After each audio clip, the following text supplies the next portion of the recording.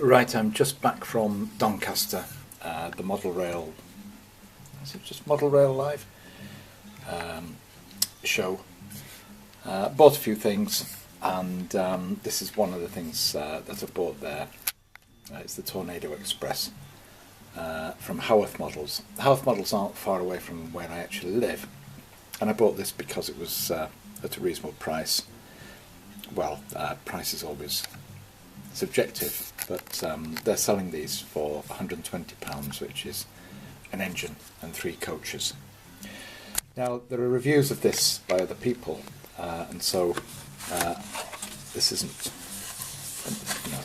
going to be a complete review of the whole thing. But as we take it out of its box, we get the usual bring the train pack. There's a card piece on top of the top, which I've already had off. The instruction sheets, the brake rigging as a separately applied detail. There's the engine. Now, for this particular set, the engine isn't the most basic railroad version, it's the middle version. Which includes a sort of enamelled nameplate, properly applied lining, and separately applied details and good backhead details. So that I'm pleased with. The coaches of this, the BR Mark 1 coaches, are obviously an old moulding and flush glazed. And so I've got 2 comments really. About these. You get what you pay for, so I've just, I know what I'm paid for.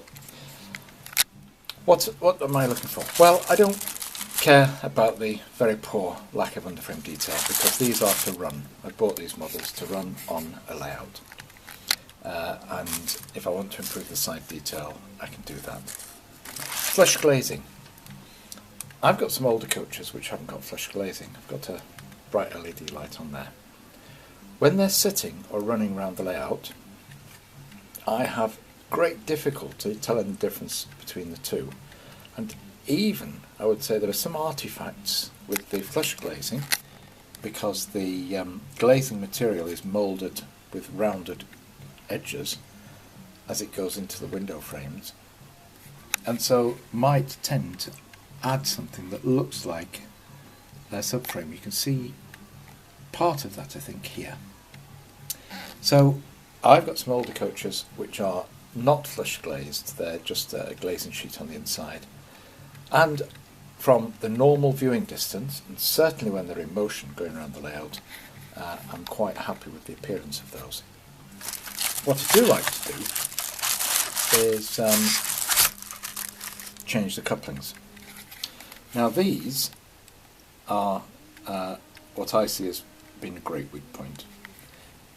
The wheels are fine, but they've got,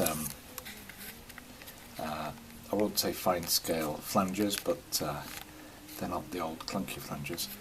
But the actual coupling is the wide coupling, and it's moulded as part of the bogie, the coach bogie, which is going to make it very difficult to change that for any other sort of coupling. But apart from that, just very personal points. I'm very satisfied with this. I was interested in having a Tornado. I actually already have one, the Bachmann version. So here is another one.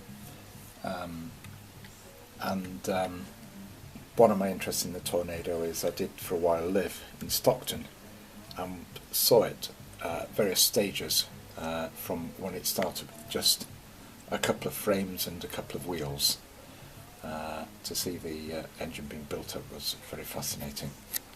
Okay, a quick glance then at this, not really a thorough review, but just a couple of points that I think I wanted to make about this.